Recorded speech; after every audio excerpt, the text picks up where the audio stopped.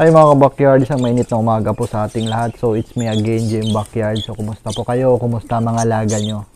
So for today's video mga ka-backyard, samahan nyo ako, mamigay ako ng dahon sa aking mga alagang parakeets Budgerigar. So ito yung part na pinakagusto ko sa aking mga alagang ibon mga ka-backyard, pag once mamigay ako ng dahon sa kanila na pwedeng-pwede nilang kainin. Dahil nakikita ko na masaya sila at nag-i-enjoy sila pag once binibigyan ko sila ng ganitong klase mga dahon na pwedeng-pwede sa kanila. So, kangkong nga pala ang ibinigay ko sa kanila ngayon mga ka-backyard. So, ayan, kitang-kita nyo naman mga ka-backyard, gustong-gusto talaga nila ang ganitong klaseng dahon pag once namimigay ako. So, kaninang around 6 AM ng umaga mga ka-backyard, mayroon akong isang customer na pumunta sa aking munting backyard para maka-avail ng isang pair na USLT. So, galing pa po si sir ng Bukidnon. Sinadya lang talaga ni sir mga ka-backyard na pumunta sa aking munting backyard para maka-avail sa ating magagandang USLK line. So, ayan po si sir mga ka-backyard, hinawakan niya ang isang pair ng USLK. So, ang pair nga pala na yon mga ka-backyard is for keep ko sana yon. Kaso, sinadya talaga ng customer ko na pumunta sa aking munting backyard. Kaya, binigyan ko siya ng selected na breeders ko na gawin ko sana yung future breeder. Kaso lang, sinadya naman ng customer natin na pumunta sa aking area.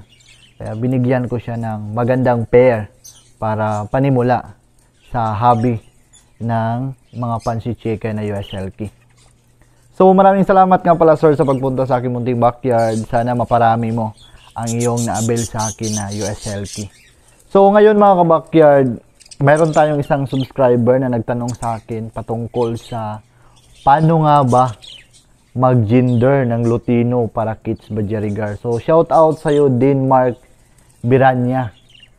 So, ito po yung kasagutan ko, sir, sa tanong mo patungkol sa pag-gender ng Lutino parakeets Budgerigar.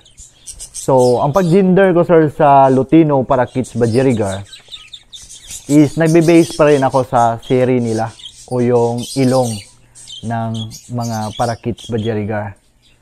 So, unahin natin sir ang young male na parakeets Budgerigar. So, ang kulay po ng ilong sa young male parakeets Budgerigar tends to be more purple color. So, pagdating naman sa broody male na Lutino parakeets Budgerigar, turn a brilliant or brighter blue ang kanyang seri o yung ilong. At pagdating naman sa matured male parakeets Budgerigar, tends to be blue with no visible white. So, blue na blue po ang kanyang ilong pag once matured na yung male na Lutino parakeets at saka ready na siya for breeding. So, pagdating naman sa female parakeets Budgerigar, nagbe-base pa rin tayo sa ilong nila katulad sa male. So, ang seri pa rin nila ang pinagbasihan natin sa pag-gender ng kanilang gender. So, ang kulay po ng ilong ng young female parakeets Budgerigar tends to be a whitish blue, white visible, white around the nasal ring. So, ayan po yung kulay ng young female.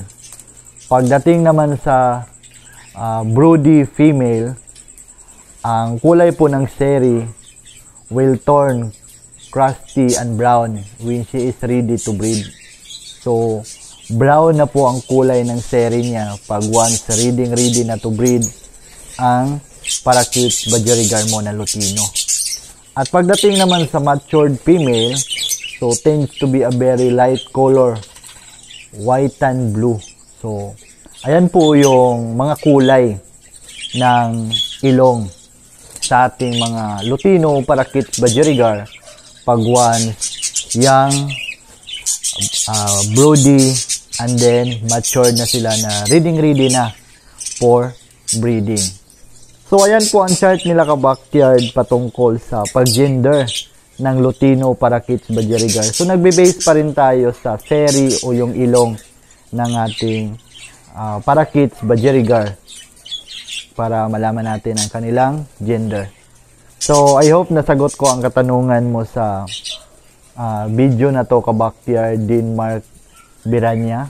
So, tingnan mo lang ang chart na nilagay ko sa aking ina-upload na video, then i-base mo siya sa alaga mo para malaman mo ang exact gender ng iyong alagang Lutino, Parakeets, Budgerigar. So, dito na magtatapos ang vlog ko mga ka-backyard. Don't forget to like, share, and subscribe para lagi kayong updated sa mga ilalabas kong videos patungkol sa aking mga alaga dito sa bahay. So, God bless po sa ating lahat mga ka-backyard. Happy bird keeping. Mag-ingat po tayo palagi.